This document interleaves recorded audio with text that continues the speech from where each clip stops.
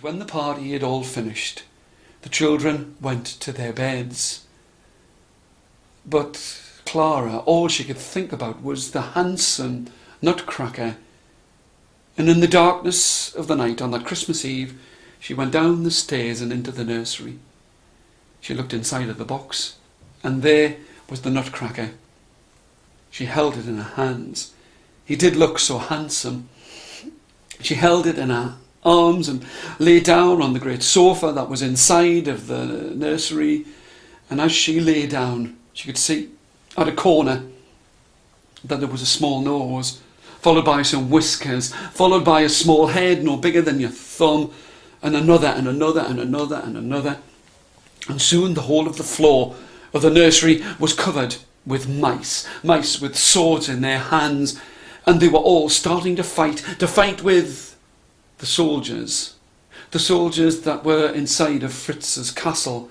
They fought one with another, and then she saw the king of the mice. His body was broad and wide, and his arms were strong, and he had a huge sharp silver sword in his hand, and he was waving it above his head, and before him all of the soldiers were falling beneath his great shining sword.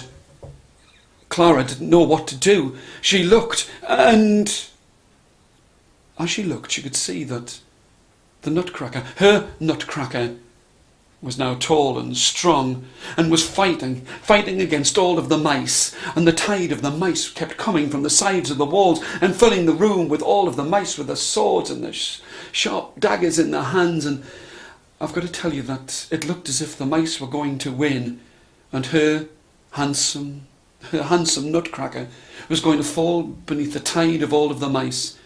Clara took off a shoe, she raised it high in the air, and she threw it towards the king of the mice, and the king of the mice was struck by a shoe, and she fell, and she watched as he fell down, never to rise again. The Nutcracker, the handsome Nutcracker, now as tall as a man, walked over to Clara and said that, "You have saved my life. But please," and he held her in his arms. He held her in her arms, and as he did so, they rose up higher and higher, up in the air, and it was when they were rising high in the air that they came to a land that was made of nothing more and nothing less than sweets and gingerbread. And she looked, and she and the handsome Nutcracker danced this way and that as he held her in her arms, and they looked, and Clara could see that the sugar plum fairy that she had placed at the top of their Christmas tree was there, and she danced beautifully as if her feet had wings upon them, and there were creatures and people, and there were men and women from Spain and China and from Russia who all danced for Clara and the handsome Nutcracker. And it was then that the Nutcracker doll held her in her arms as the sugar plum fairy waved a wand above the two of them, and down and down and down and down they fell. The next morning, Clara awoke on the cot that was inside of the nursery.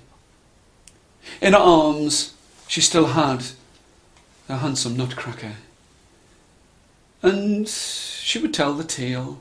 And when she changed from a girl to a woman, her children would say to her, "Please, mother, please tell us the tale of your handsome Nutcracker prince."